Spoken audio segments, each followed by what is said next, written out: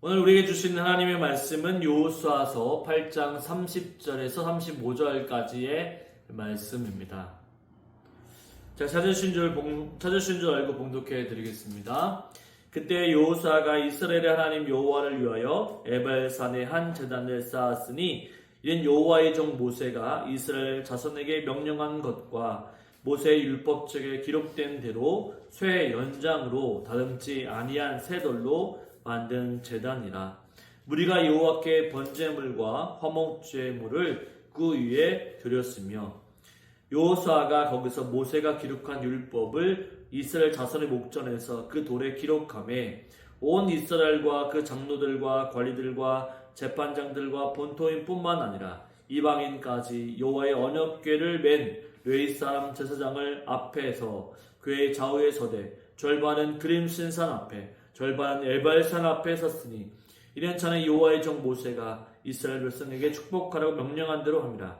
그 후에 여호수아가 율법책에 기록된 모든 것대로 축복과 저주하는 율법의 모든 말씀을 낭독하였으니 모세가 명령한 것은 여호수아가 이스라엘 온 회중과 여자들과 아이와 그들 중에 동행하는 거류민들 앞에서 낭독하지 아니한 말이 하나도 없었더라. 아멘.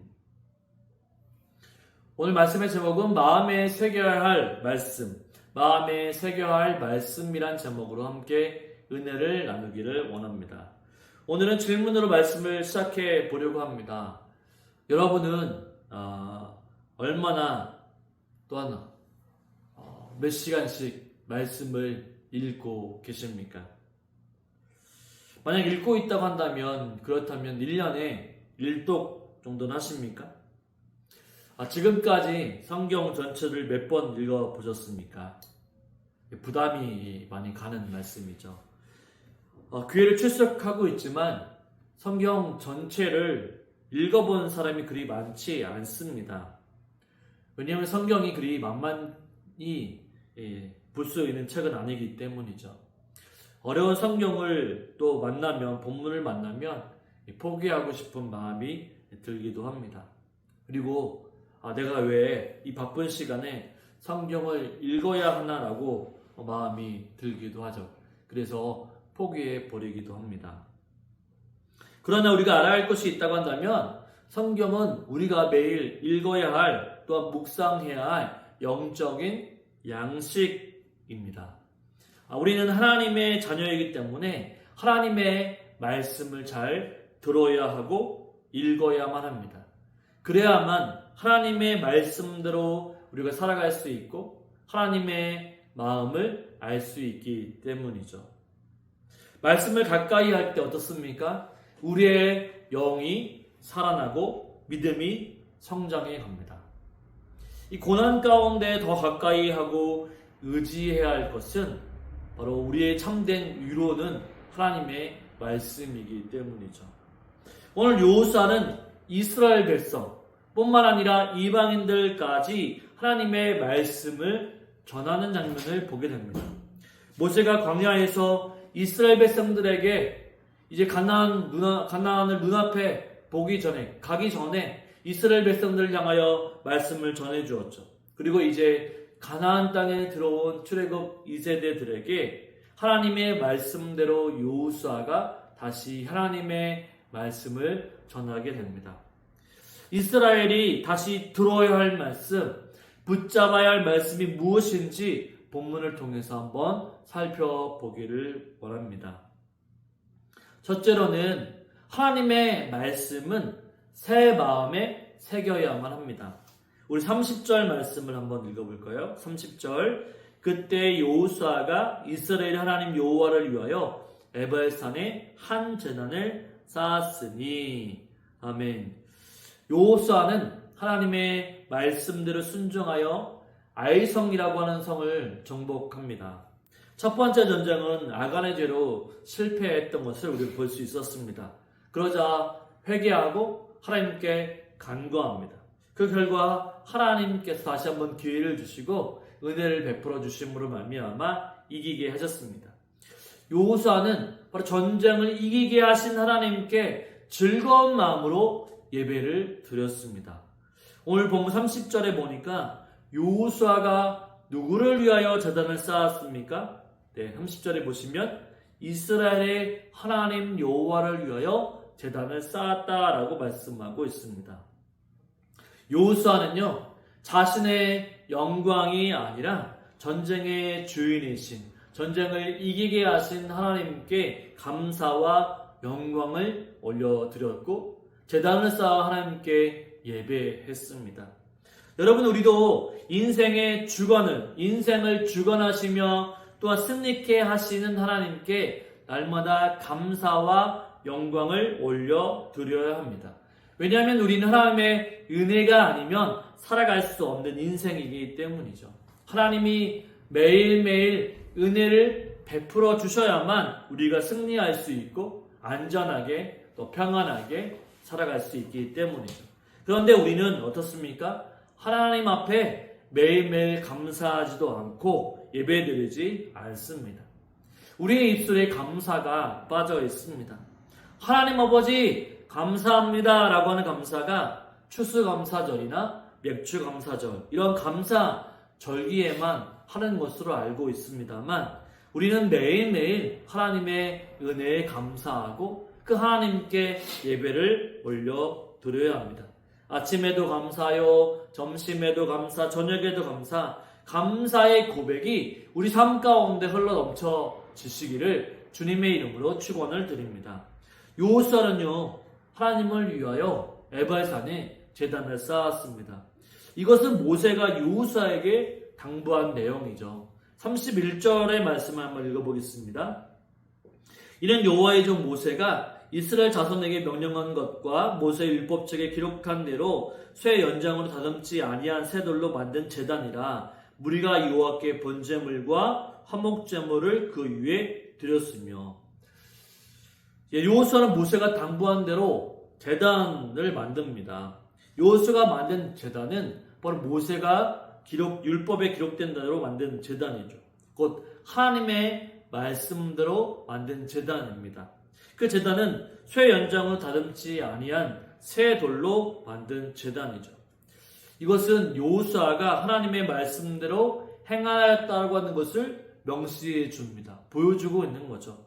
자신의 입장과 상황과 생각이 아니라 오직 하나님께서 모세를 통하여 말씀하신 율법대로 하나님의 방법대로 제단을 만들고 하나님께 제사를 드렸던 것입니다. 그렇습니다. 여호수아는 하나님께 제사 곧 예배를 드리기 위해 하나님의 방식을 따랐습니다. 예배의 방식은 바로 예배의 주인은 하나님이시기 때문에 여호수아는 하나님이 말씀하시는 대로 제단을 만드는 것이죠.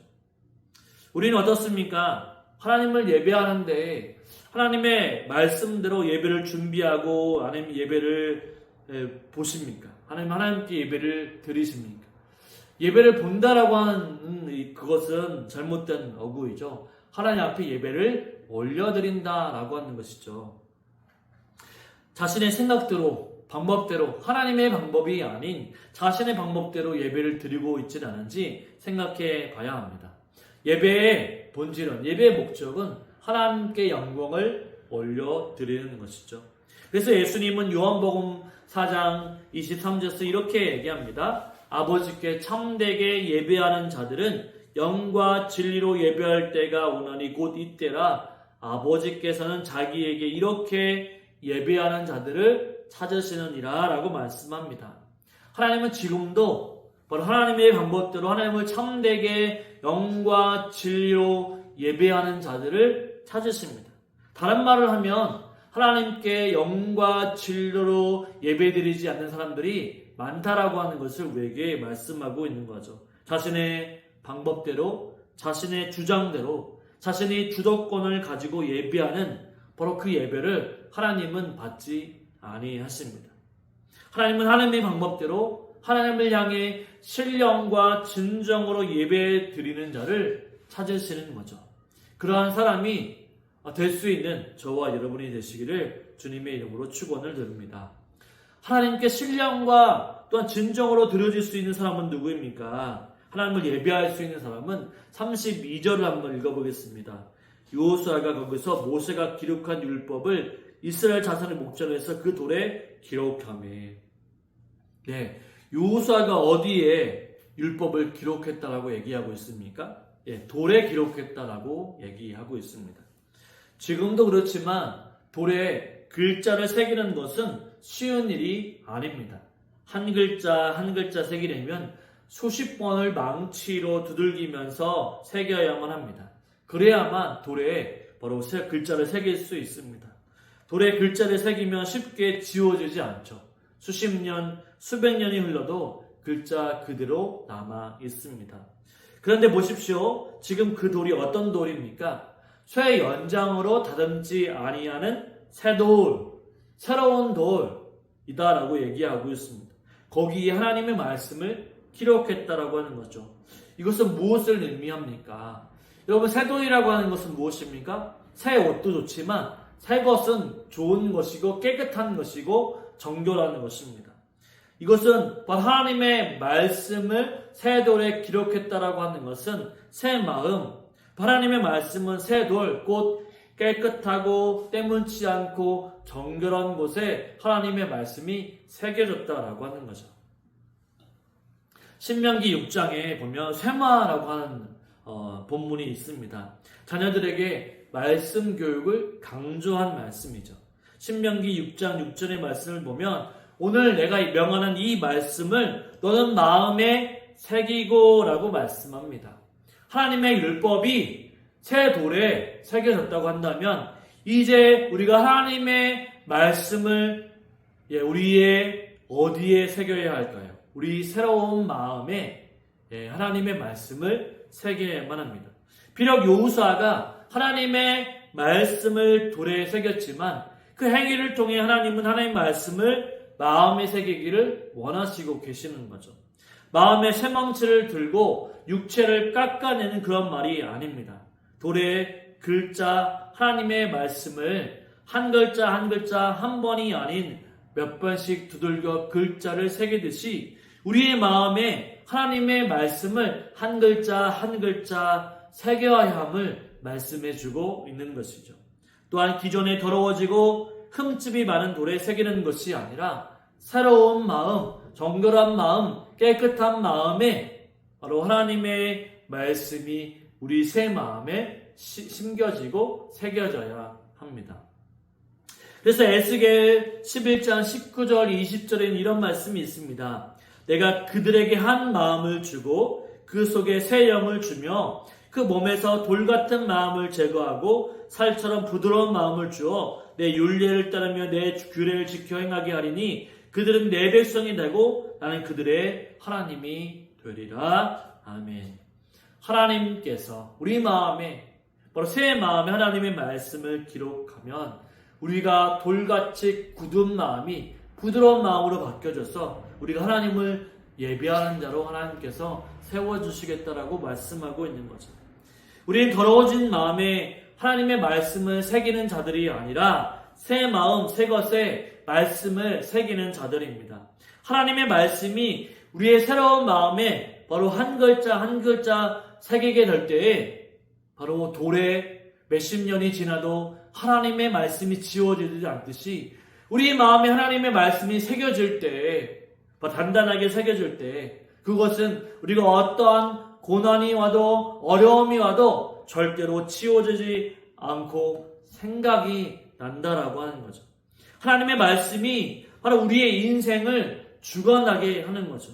이 세상에 살 때 세상의 문화에 휘둘리지 않고 하나님의 말씀 중심으로 살아갈 수 있게 되는 것입니다. 오직 새 마음에 바로 하나님의 말씀이 바로 새겨질 때 그렇게 될 수 있는 거죠. 그렇다고 한다면 여러분의 마음 가운데 하나님의 말씀이 새겨져 있습니까? 아니면 쉽게 지워지는 것으로 매직이나 볼펜이나 연필이나 이런 것으로 바로 없어지는 것으로 쓰여져 있습니까? 만약 그렇다고 한다면 우리의 마음에 하나님의 말씀을 다시 한번 한 글자 한 글자 새겨서 그 말씀이 우리를 주장하도록 어떤 환경과 어려움에도 흔들리지 않고 사라지지 않는 말씀이 될 수 있도록 마음에 깊게 새길 수 있는 저와 여러분의 삶이 되시기를 주님의 이름으로 축원을 드립니다. 아멘. 둘째는 하나님의 말씀은 모든 사람들에게 들려져야 합니다. 우리 33절과 34절의 말씀을 읽어보겠습니다. 온 이스라엘과 그 장로들과 관리들과 재판장들과 본토인뿐 아니라 이방인까지 여호와의 언약궤를 맨 웨이 사람 제사장들 앞에서 궤의 좌우에 서되 절반은 그린신산 앞에 절반은 에발산 앞에 섰으니 이는 전에 여호와의 종 모세가 이스라엘 백성에게 축복하라고 명령한 대로 함이라. 그 위에 여호수아가 율법책에 기록된 모든 것대로 축복과 저주는 율법의 모든 말씀을 낭독하였으니 아멘. 여호수아가 또한 모세가 이스라엘 백성들에게 축복한 대로 온 이스라엘 백성들뿐만 아니라 이방인들까지 절반은 그린신산에 절반은 에발산에 세웁니다. 하나님의 말씀이 한 사람에게도 빠지지 않고 모든 사람들에게 들려지게 하기 위해서 사람들을 배분하여 세웠습니다. 그리고 34절에 보니까 여호수아가 율법책에 기록된 모든 것대로 가감없이 모든 말씀을 낭독하였습니다. 바로 이스라엘뿐만 아니라 이방인들까지 율법책에 기록된 하나님의 말씀을 듣게 되는 거죠. 여러분, 이 장면을 한번 상상해 보십시오. 얼마나 웅장해 보입니까?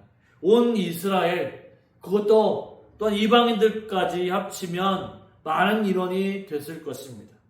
이스라엘 백성들이 출애굽을 했을 때에도 70만 명이라고 하는 사람이 장정만 70만 명이니까 가족들까지 합치면 또 이방인들까지 합치면 적어도 못 되어도 300만 명 이상은 좋게 되었을 것입니다.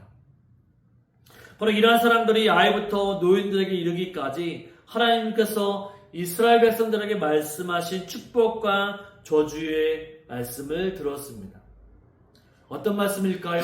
하나님에 대해 어떻게 하나님을 섬겨야 하는지 또는 어떻게 말씀에 순종할 수 있는지, 말씀을 순종하면 어떤 축복이 있고 말씀에 순종하지 않으면 어떤 저주가 있는지 말씀을 들으면서 깨닫고 마음에 다짐을 하였을 것입니다.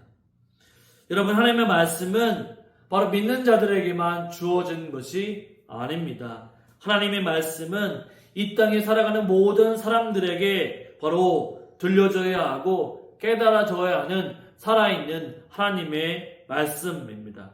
누구든지 하나님의 말씀을 들으면 바로 살아납니다.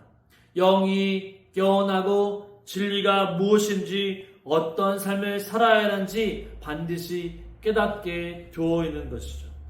하나님의 말씀은 이스라엘 백성들뿐만 아니라 모든 이방인들까지 들려졌습니다. 이방인들도 하나님의 말씀을 들으면서 어떤 생각을 가지게 되었을까요? 자신이 섬기고 따랐던 바로 신들은 잘못된 신, 가짜 신이구나라고 하는 것을 깨닫게 되었을 것입니다. 바로 진정한 신은 하나님밖에 없구나라고 하는 사실을 깨닫게 되었을 것이죠. 그래서 다시 한번 이스라엘의 하나님, 영원하신 하나님을 바로 믿게 되었을 것입니다. 뿐만 아니라 바로 이방인들 뿐만 아니라 젊은 층부터 또한 노인들 뿐만 아니라 어린 자녀들까지 그곳에는 있었습니다. 어린 자녀들도 하나님의 말씀을 들어야만 했습니다. 요즘은요, 아이들에게 전도를 하면 전도를 못하게 하죠. 왜냐하면 아이들은 판단할 능력이 없다고 생각하기 때문이죠. 그래서 못하게 합니다. 그러나 하나님을 믿는 것에는 나이와는 상관이 없습니다. 자녀가 부모를 믿는 것이 당연하듯이 하나님을 받아들이는 것도 당연한 것이고 또한 그것도 가능하다라고 얘기하는 거죠. 어릴 적부터 하나님의 말씀을 들으며 자라난 아이들은 올바로 자라날 수 있습니다. 왜냐하면 성경은 그것을 가르쳐주기 때문이죠. 성경 디모데후서 3장 15절부터 17절까지는 이렇게 말씀합니다. 어려서부터 성경을 알았나니 성경은 능히 너로 하여금 그리스도 예수 안에 있는 믿음으로 말미암아 구원에 이르는 지혜가 있게 하느니라. 모든 성경은 하나님의 감동으로 된 것으로 교훈과 책망과 바르게 함과 의로 교육하기에 유익하니 이는 하나님의 사람으로 온전하게 하며 모든 선한 일을 행할 능력을 갖추게 하려 함이니라. 하나님의 말씀은 우리를 예수 그리스도께로 이끌어 가고 구원에 이르게 합니다. 또한 하나님의 감동으로 된 것이기 때문에 바로 하나님의 사람으로 온전하게 만들어지며 선한 일을 할 수 있도록 하게 합니다. 여러분, 하나님의 말씀은 이 세상의 모든 사람들에게 반드시 들려줘야 할 말씀입니다. 그래서 많은 사람들이 하나님을 알고 그분이 보내신 예수 그리스도를 받아들이도록 전해야 합니다. 그것이 바로 우리 믿는 자들의 사명인 것이죠. 아직도 죄 가운데 살아가는 사람들, 아직도 예수 그리스도를 모르는 사람들, 아직도 세상의 것을 바로 자신의 것으로 섬기는 자들에게 하나님의 말씀이 들려줘야만 합니다. 가짜 신을 섬기는 것이 아니라, 세상의 신을 섬기는 것이 아니라 오직 진짜 신인 오직 하나님만을 섬길 수 있도록 살아있는 하나님의 말씀이 들려줘야 합니다. 우리를 이끄시고 우리를 주관하시는 하나님을 우리는 전해야 하죠. 그것이 바로 우리의 사명입니다. 그렇다고 한다면 저와 여러분은 지금 복음 전파의 사명을 또한 가지고 있으십니까? 만약 놓치고 있다고 한다면, 전도하는 것은 나와 상관없는 일이라고 생각하고 있다면 다시 한번 우리의 일이, 우리의 사명이 무엇인지 깊이 깨닫고 복음을 전하며 하나님의 살아있는 말씀을 전할 수 있는 저와 여러분이 되시기를 주님의 이름으로 축원을 드립니다. 여러분 보십시오. 여호수아가 하나님의 말씀을 어떻게 전했습니까? 35절에 보면 이런 말씀이 있죠. 모세가 명령한 것은 여호수아가 이스라엘 온 회중과 여자들과 아이와 그들 중에 동행하는 거류민들 앞에서 낭독하지 아니한 말이 하나도 없었더라. 아멘. 그렇습니다. 여호수아는 모세가 명령한 하나님의 말씀을 낭독하지 아니한 말이 하나도 없도록 다 전했다라고 하는 것입니다. 여러분, 우리가 성경을 읽다 보면 마음에 어려운 말씀들이 있습니다. 나와는 상관없다고 생각한 말씀도 있습니다. 저주의 말씀들도 있습니다. 때로는 이해하기 힘들고 어려운 말씀들도 있습니다. 그래서 바로 읽지 않고 전하지 않을 수도 있습니다. 자신의 생각대로 몇 구절 뛰어 넘어가든지 아니면 읽어주지 않을 수도 있습니다. 그런데 여호수아는 가감없이 한 말씀도 빠짐없이 하나님의 말씀을 증거했습니다. 모세가 명령한 대로 했습니다. 변형하거나 수정하지 않았습니다. 여러분, 하나님의 말씀은 완전하기 때문에 우리가 말씀을 수정하거나 보태거나 할 필요가 없습니다. 그분의 말씀 그 자체가 능력이기 때문에 하나님의 말씀을 있는 그대로 전하면 됩니다. 역사하시는 분은 성령 하나님이시기 때문이죠. 내 능력, 내 말씀씨, 내 지혜로는 사람이 변하지 않습니다. 오직 하나님의 말씀이 사람을 변화시킵니다. 왜냐하면 하나님의 말씀이 능력이 있기 때문이죠. 저와 여러분은 말씀의 능력을 믿고 있습니까? 하나님의 말씀이 우리에게 이루어지기를 소망하고 있습니까? 하나님의 말씀을 믿고 나아가는 자에게는 가로막힘이 없이, 또한 담이 없이, 또한 하나님께서 지혜를 주셔서 그 담을 넘어갈 수 있도록, 또한 담을 부수며 넘어갈 수 있도록 하나님께서 지혜와 또한 능력과 함께 하십니다. 하나님의 말씀은 살아있습니다. 이 세상의 모든 사람들이 들어야 할 말씀이죠. 그러므로 저와 여러분들이 하나님의 말씀을 이 마음에 새기고, 하나님의 말씀은 이 세상의 모든 사람들, 아이들부터 노인 또 이방인 사람들까지 하나님의 말씀을 전하며 살아갈 수 있는 저와 여러분의 삶이 되시기를 주님의 이름으로 축원을 드립니다. 아멘.